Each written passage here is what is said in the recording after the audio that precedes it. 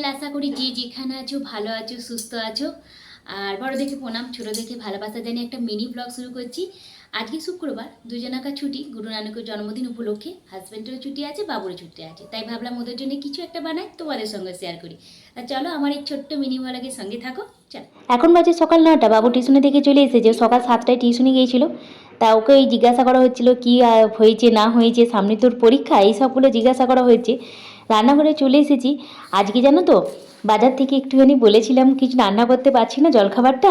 আসলে সংসারে ওরা বাড়িতে না থাকলে সকালে রান্না থাকে না ঠিকই, কিন্তু অনেক কাজকর্ম থাকে, মোছামুছি অনেক কিছু। তা সেই রকম ঘরেতে জলখাবার কিছু বানাতে পারিনি, তা অনেক দিন বাইরের কিছু খাওয়া হয়নি।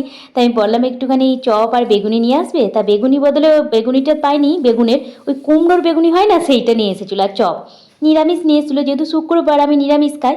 তাই জলখাবারটা সব খাওয়া হয়ে গেল, দিয়ে খেয়ে রান্নাঘরে ঢুকে পড়েছি। এই করতে দেখো 10টাও বেজে গেছে, জলখাবার খেতে নিতে 10টা বেজে গেছে। তা রান্নাঘরে প্রথমে আগে ভাতটা বসিয়ে দিলাম। আর যে চাল ধোয়া জলটা থাকে সেটা তো তোমরা জানো, আমি একটুখানি ডাইনিংয়ে আমার গাছপালা আছে তাতে দিয়ে দিই টবেতে। খুব গাছগুলো বেশ ভালো উর্বর হয় জানো তো, এই চাল ধোয়া ডাল ধোয়া জলটা দিলে। একটু মুগের ডালও চাপিয়ে দিলাম। আজকে সম্পূর্ণ একটা নিরামিষ, পেঁয়াজ রসুন ছাড়া একটা লাঞ্চের থালি রেডি করব।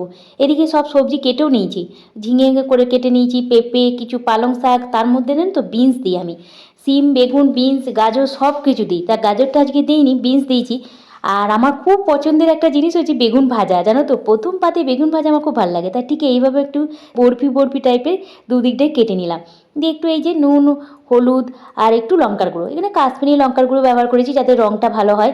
ভালো করে মাখিয়ে এবার একটুখানি অল্প তেলই ভেজে নেবো। আজকে ইচ্ছা হলো কেন জানো তো, প্রত্যেকবার শুক্রবার মানে আমি নিরামিষ খাই, হাজব্যান্ড ছেলেকে মাঝে মাঝে মাছ টাছ করে দিই। তবে আজকে ওরা যখন বললো যে আমরাও খাবো আজকে নিরামিষ, তো এই জন্য ভাবলাম তাহলে সবার জন্য একটা লাঞ্চের থালি রেডি করি, বেশ একটুখানি ওদের পছন্দ হবে সেই রকমই সব রান্না টান্না করি। তারই মধ্যে দেখো একটুখানি নুন হলুদ দিয়ে মেখে পেঁপে ভাজা, জানোই তো আমার হাজব্যান্ডের খুব পছন্দের জিনিস যে লাউ আর পেঁপে। তা পেঁপেটা আজকে আর লাউ করে নিই, পেঁপে ভাজাটা করে নিলাম। একটু লাল লাল করে পেঁপেটাও ভেজে নিলাম, বেগুন ভাজাটা ভেজে নেওয়ার পরেই ওই তেলের মধ্যে একটুখানি আমি তোমার বড়িটাও ভেজে নিয়েছিলাম। ওই বড়িগুলো আমাকে মা দিয়েছিল আজ থেকে 2 বছর আগে, যখন বাবার বাড়ি গিয়েছিলাম তখন। মায়ের হাতে বড়ি না অনেক দিন টেকে দেখেছি, ভালো করে রোদে শুকিয়ে দেয় তো। তা বড়িটা লাল লাল করে ভেজে নেওয়ার পর ওই তেলের মধ্যে একটুখানি 5 ফোড়ন, তেজপাতা, শুকনো লঙ্কা দিয়ে পালং শাকটাকে একটু লবণ দিয়ে নাড়াচাড়া করে ঢাকা দিয়ে রেখে দিয়েছিলাম 5-7 মিনিট মতো। তারপরে ওর মধ্যে একটুখানি আদা আর কাঁচা লঙ্কা বাটা দিলাম, আর একটুখানি ধনিয়া গুঁড়ো, লঙ্কার গুঁড়ো, হলুদ গুঁড়ো আর একটুখানি লবণ, আর বড়ি ভাঙাটাকে মানে বড়িটাকে একটু ভেঙে নেওয়ার পর দিয়ে একটু চিনি দিয়ে ঢাকা দিয়ে লো ফ্লেমে কিছুক্ষণ রান্না হতে দিলাম। যেহেতু পালং শাক থেকে দেখবে অনেকটা জল বেরোয়, তার জন্য আর জল দিইনি। আর আমি আগে থেকে ভাপিয়ে ফেলে দিই না পালং শাকটা, ভালো করে তো আগেই ধুয়ে কেটেছিলাম। আর এখানে একটু কাঁচা লঙ্কা দিয়ে একটুখানি পোস্ত বেটে নিলাম। এরকম পালং শাক দিয়ে করতে করতে হয়েও গেছে। ভাতটাকে আমি প্রেসার কুকারে করি তো, তাই প্রেসার কুকারে হাই ফ্লেমে 2টো সিটি দিলেই কিন্তু প্রেসার কুকারে পারফেক্ট ভাতটা তৈরি হয়ে যায়। দিয়ে ওই যে ফুটো ছিদ্রযুক্ত যে বাটিগুলো তার মধ্যে জল ঝাঁতে দিয়ে দিয়েছিলাম। এরপর একটু পোস্ত চাপিয়ে দিলাম পালং শাকটা নামিয়ে নেওয়ার পরই। কড়াইটাকে একটু এর মধ্যে দিয়ে দিলাম সরষের তেল, একটু শুকনো লঙ্কা, একটু কালো জিরে ফোড়ন দিয়েছিলাম। দিয়ে আলুটাকে একটু লবণ দিয়ে কষিয়ে নেওয়ার পরই দিয়ে দিলাম ওই ঝিঙেগুলোর মধ্যে দেওয়ার পর না একটুখানি লবণ দিয়ে ঢাকা দিয়ে জল দেবো না, ওই 2 থেকে 3 মিনিটের মতো একটুখানি রেখে দেবো, ততক্ষণ একটু বেল মাখাটা বানিয়ে ফেলি। আমাদের বাড়িতে আবার হাজবেন্ডের খুব পছন্দ হচ্ছে বেল মাখা ভাতের সঙ্গে খাওয়া। অনেকে শুধু খায়, আমাদের আবার সব ভাতের সঙ্গে চাটনি জিনিসটা ভাতের সঙ্গেই বেশি পছন্দ করে। তাই বেল মাখাটা এনেছে, সেই জন্য বেল মাখাটা বানিয়ে ফেললাম।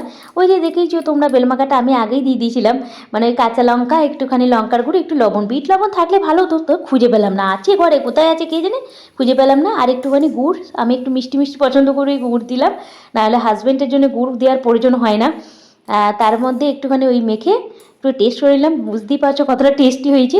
আর পোস্তটা যে বেটে রেখেছিলাম, আলু আর ঝিঙেটা ভালো করে যখন সিদ্ধ হয়ে গেছে তখন ওর মধ্যে দিয়ে উপর থেকে একটু কাঁচা সর্ষের তেল আর একটু লঙ্কা দিয়ে দিলাম। রান্না শেষ করে লাঞ্চের থালি রেডি করে দিয়েছি, এটা হাজব্যান্ডের জন্য রেডি করেছি। ভাত, লেবু, কাঁচা লঙ্কা, শসা, তারপরে হচ্ছে বেগুন ভাজা, পেঁপে ভাজা, মুগের ডাল আর বিনস টিনস দিয়ে যেটা করলাম, পালং শাকের ঘন্ট, ঝিঙে আলু পোস্ত, যেটা রান্না বান্না মন চ্যানেলে আমাকে অনেকে রেসিপি চেয়েছিলে, তাই ভাবলাম আজকেই দিয়ে দিই।